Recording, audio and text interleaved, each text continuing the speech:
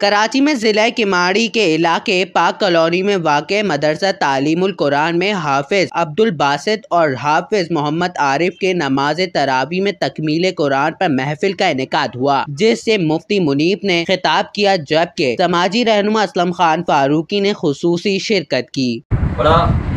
خوش نصیب موقع ہے کہ الحمدللہ یہاں پر دو حافظ صاحب،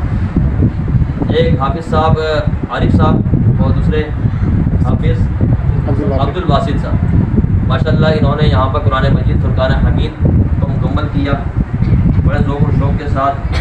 اور محنت کے ساتھ یہاں پر انہوں نے اختتام کیا۔ دعا ہے ان کے لیے اللہ تبارک و تعالیٰ اس چیز پر ان کو قائم و دائم رکھیں، ہمیشہ اسی طرح پڑھتے پڑھاتے رہیں،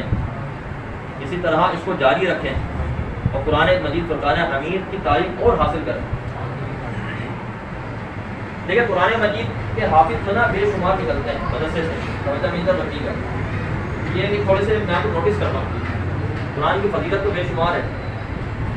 ٹھیک ہے نا، فضیلت کا تو بے شمار حدیث ہے، لیکن ایک پیغام لے کے جائیں، ایک میسیج دیں،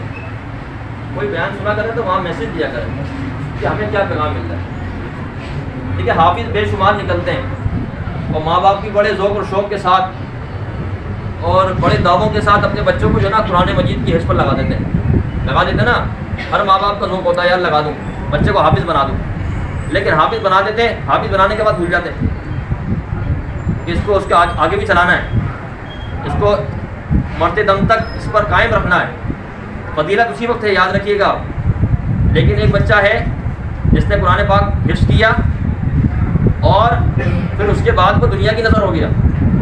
وہ قرآن مجید بھلا دیا، تو یاد رکھیے اس کے لیے پھر فضیلت نہیں ہے، بہت بڑی وعید ہے۔